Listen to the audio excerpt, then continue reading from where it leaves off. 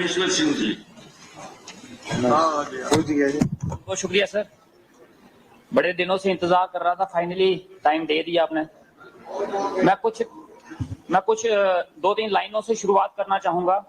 कुछ कह गए कुछ सह गए, कुछ कहते कहते रह गए, कुछ सह गए कुछ कह गए, कुछ कहते कहते रह गए, मैं से ही तू गलत के चक्कर में ना जाने कितने रिश्ते ढह गए।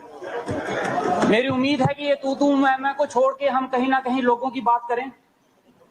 आज मिनिस्टर साहब के पीएचई और फॉरेस्ट के ऊपर बात करनी है। इससे पहले मैं एक चीज सर आपके नोटिस में लाना चाहूंगा। हमारे पहाड़ी इलाके का बहुत योगदान रहता है शहरी इलाकों के लिए। हम पहाड़ी इलाके एक तरह से लाइफ लाइन है शहरी इलाकों के लिए। पानी जो है पहाड़ का आएगा, ठंडी हवा पहाड़ की आएगी, उसके बाद इवन की घी पहाड़ का आएगा, राजमा पहाड़ के आएंगे, आलू पहाड़ के आएंगे, सब कुछ पहाड़ का आएगा, लकड़ी पहाड़ की आएगी। लेकिन जब फायदा देने की बारी आती है तो कहीं ना कहीं डिस्क्रिमिनेशन हम पहाड़ियों के साथ हो जाती है। हम पहाड़ियों को कहीं ना कहीं इग्नोर कर दिया जाता है। तो मैं शहर के जितने हमारे एमएलएज हैं, मैं इनसे रिक्वेस्ट करूंगा कि अगर स्वच्छ हवा चाहिए, पानी चाहिए और बिजली भी, वो भी पहाड़ की है, क्योंकि जमीन हमारी, पानी हमारा, तो बिजली भी वहीं से आ रही है। तो ये सब कुछ अगर आपको चाहिए तो मैं आप सबसे रिक्वेस्ट करूंगा अपने सीडीएफ का 20% हमारे इलाके में जरूर लगा दीजिए, ताकि हम आपको ये बेहतर दे सकें।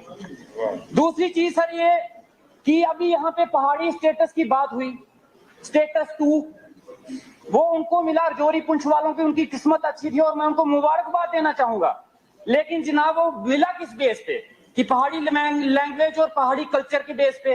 तो पहाड़ी लैंग्वेज और पहाड़ी कल्चर हमारे बनी का भी है, भद्रवाह का भी है, डोडा का भी है, किश्तवाड़ का भी है, लेकिन बाकी इलाकों वाले शायद चाहते नहीं है, उन्होंने मांगा नहीं, लेकिन मुझे चाहिए।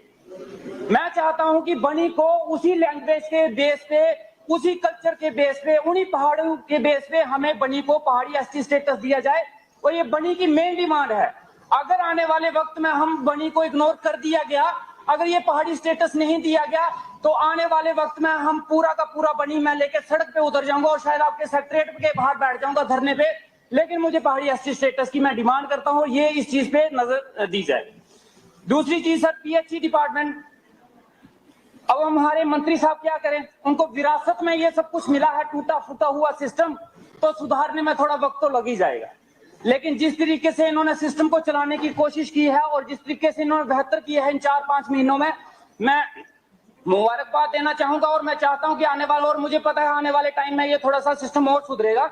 लेकिन हमारे कुछ इलाके हैं जैसे नांदला है और एक इलाका है बैंजल भटवाल, और उसके साथ लगती हुई एक कॉन्स्टिट्यूंसी है हमारे रामनगर की। हमारे एमएलए साहब जानते हैं, बहुत बड़ा डिस्प्यूट है हमारे एरिया का और रामनगर का। पानी का सोर्स एक है और जो रामनगर में भी जाता है और मेरे एरिया में भी आता है, और वहां लोगों की लड़ाई लगी रहती है कि वो सोर्स जो है वो प्रॉपर्ली जो है डिस्ट्रीब्यूट नहीं हो पा रहा। तो मैं मंत्री साहब के नॉलेज में लाना चाहूंगा कि इस इश्यूज को जो है वो सॉल्व आउट किया जाए। दूसरा सर, उसके बाद कुछ चीजें ऐसी हैं जैसे रोड्स बनते हैं हमारे, जितने रोड्स बनते हैं वो क्या करते हैं, अपना मटेरियल जो है वो फेंक देते हैं दरिया में, जब साइड पे फेंकते हैं, जिसकी वजह से काफी सारे पेड़ जो होते हैं वो डिस्ट्रॉय हो जाते हैं। और इसी की वजह से, रोड्स की वजह से हमारी कुछ नहरें हैं जो टूट गई हैं। डुगन टू बड़ी एक बहुत इंपॉर्टेंट नहर थी जिसकी वजह से लोग कल्टीवेट करते थे, वो टूट चुकी है। मैं चाहता हूं कि उसको फिर से रिपेयर किया जाए, उसको दोबारा से बनाया जाए। और इसके साथ साथ सर, हमारे पीएचई के कुछ डेली वेजर हैं। एक का नाम है बालकृष्ण जो 2022 में रिटायर हो गया, एक का नाम है हरिचंद्र जो 2024 में रिटायर हो गया। होता क्या है, रिटायरमेंट के बाद कुछ ना कुछ गवर्नमेंट एम्प्लॉय को पैसा मिलता है कि वो घर पैसा लेके जाता है, लेकिन उसको कुछ नहीं मिला बेचारों। उसको उसी डिपार्टमेंट के लोगों ने पैसे इकट्ठे करके, हमारे गांव में बुलटोई होती है, वो उसको गिफ्ट दी बेचारे, वो भी ले जाओ, वो भी खाली। और उसके साथ साथ उसको मिला क्या, 72 महीनों की सैलरी उसको आज तक नहीं मिली। वो रिटायर होके चला गया, 72 मंथ्स की इन दोनों को सैलरी आज तक नहीं रिलीज हुई। मैं चाहता हूं रिटायरमेंट के बाद एक्स्ट्रा देना तो छोड़ो, जो बनता था वो तो कम से कम उनका मिलना चाहिए। उसके बाद सर, मैं बात करना चाहूंगा फॉरेस्ट डिपार्टमेंट के ऊपर। फॉरेस्ट डिपार्टमेंट सर, उसके आगे तो मेरे हाथ खड़े हो गए। फॉरेस्ट डिपार्टमेंट ने जितना परेशान हमारे बनी के एरिया को किया, शायद हमारे भाई साहब भी बोले, लेकिन मैं भी उसी का एक ये चीजें मैं भी भुगत रहा हूँ। हमारे एक तो रोड बनती नहीं है, दूसरी जब बनने लगती है तो फॉरेस्ट डिपार्टमेंट वहां पहुंच जाता है।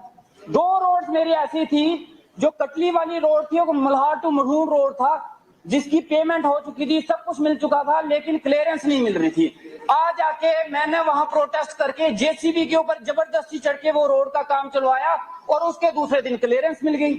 अगर यही प्रोसीजर है रोड क्लियरेंस का कि जबरदस्ती काम चलाना है, तो फिर हम वैसे ही करते हैं।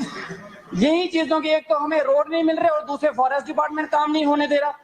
दूसरी, फॉरेस्ट डिपार्टमेंट एक काम जो एक स्कीम जो है हमारे प्रधानमंत्री साहब की स्टार्ट की हुई स्कीम को फेल करने में लगा हुआ है।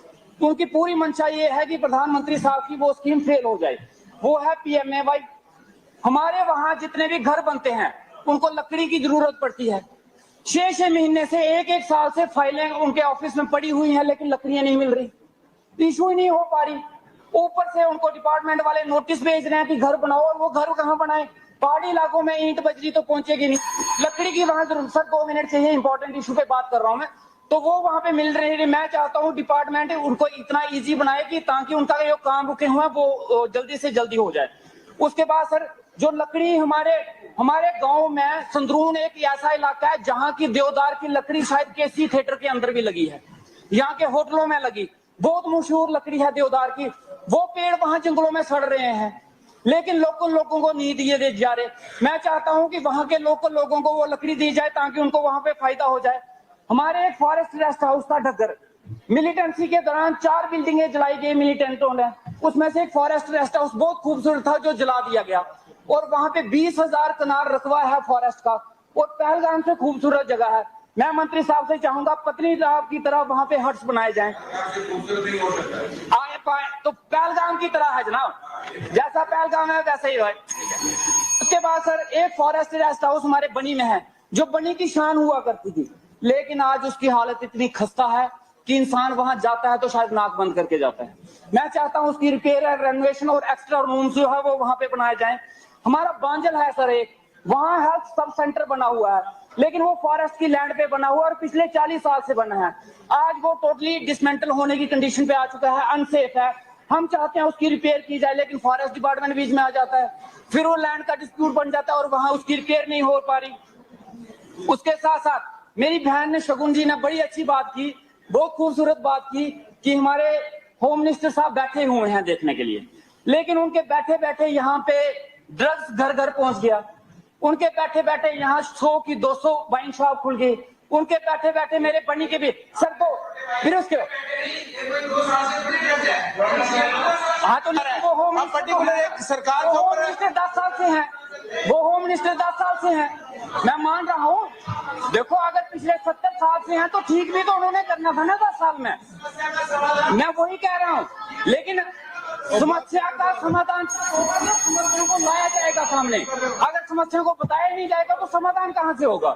बताना जरूरी है ना।